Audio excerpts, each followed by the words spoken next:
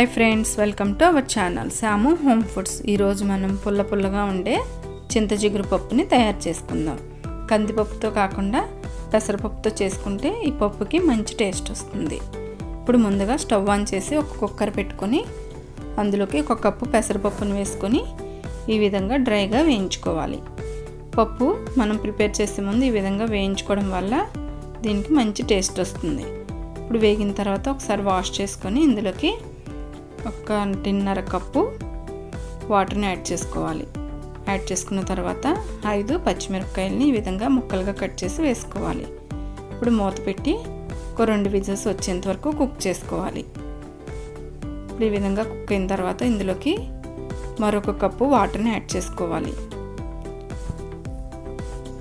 Water add చేసుకున్న తర్వాత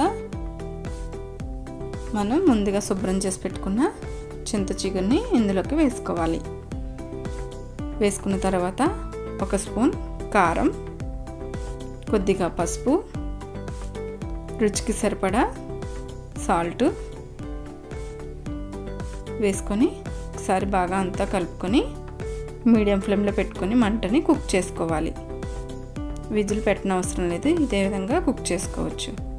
చూడండి, ఈ విధంగా కుక్ అయిన తర్వాత ఒక నిమ్మకాయ సైజు అంతా చింతపండు గుజ్జును తీసుకొని ఈ విధంగా ఇందులోకి వేసుకోవాలి. వేసుకొని మరొక 2 మినిట్స్ కుక్ చేసుకోవాలి. ఈ విధంగా కుక్ అయిన తర్వాత ఇప్పుడు ఒక గిన్నె పెట్టుకొని అందులోకి 4 స్పూన్లు ఆయిల్, 2 స్పూన్లు నెయ్యి వేసుకోవాలి. ఈ 2 హీట్ అయిన తర్వాత ఇందులోకి మనం పోపు తీసుకొని పెట్టుకోవాలి. ఒక 4-5 వెల్లుల్లి రెమ్మలు, జీలకర్ర, 1 స్పూన్ ఆవాలు, కొద్దిగా కరివేపాకు వేసి వేయించుకోవాలి. అలాగే ఎండుమిరపకాయ ముక్కలు, 3 ఎండుమిరపకాయ ముక్కలను కూడా వేసుకొని ఈ విధంగా ఫ్రై చేసుకోవాలి. ఇది బాగా ఫ్రై అయిన తర్వాత చూడండి, ఈ విధంగా బాగా వేగిన తర్వాత మనం ముందుగా కుక్ చేసి పెట్టుకున్న పప్పుని ఇందులోకి తాలింపు వేసుకోవాలి. వేసుకొని ఒకసారి బాగా కలుపుకొని లో ఫ్లేమ్లో పెట్టుకొని పొంగెచ్చేంత వరకు కుక్ చేసుకోవాలి.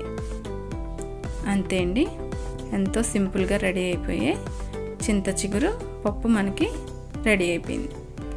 ఇది పుల్లగా చాలా టేస్టీగా ఉంటుంది.